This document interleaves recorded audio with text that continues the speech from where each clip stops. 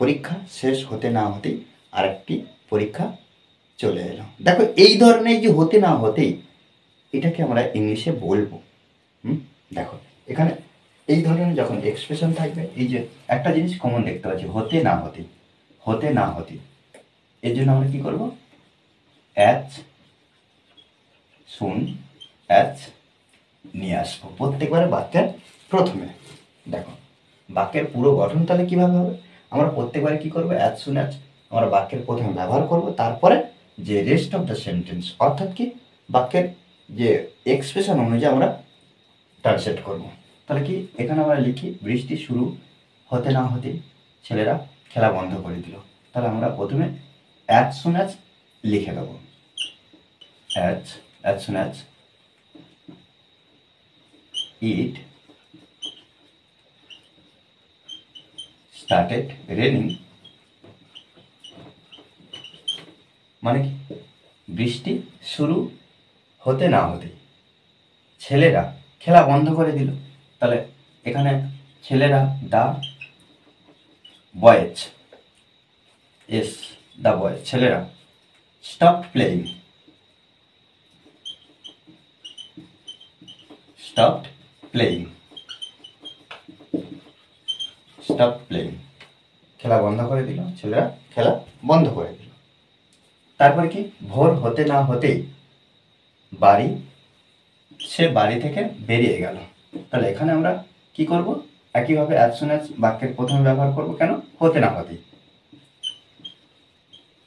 As it ওয়াজ ডন, হি ডন, ইট ওয়াজ ডন, ইট ওয়াজ ডন। তাহলে কি ভোর হতে না হতেই সে বাড়ি থেকে বেরিয়ে গেল। তাহলে এখানে আমরা হি ব্যবহার করব, হি লেফট হিজ হাউস। এখানে এই যে লেফট হিজ হাউস কি তার বাড়ি, এটা হচ্ছে ডন, এটা হচ্ছে ডন ব্যবহার করলাম, তার আগে কি অ্যাজ সুন অ্যাজ, মানে ভোর হতে না হতে হি লেফট হিজ হাউস, সে তার বাড়ি থেকে বেরিয়ে গেল। স্কুল খুলতে না খুলতেই আবার ছুটি পড়ে গেল। তাহলে এখানে as the school reopened, the school reopened, school খুলতে না খুলতেই আবার ছুটি পড়ে গেল।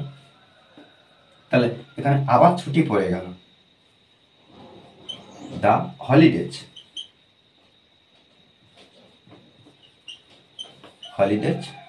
Started again,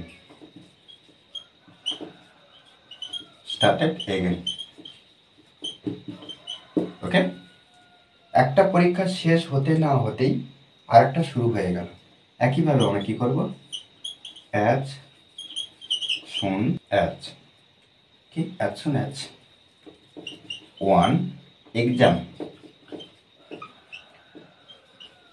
got over,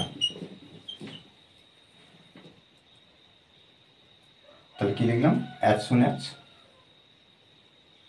one exam got over, একটা পরীক্ষা শেষ হতে না হতে আরেকটা শুরু হয়ে গেল,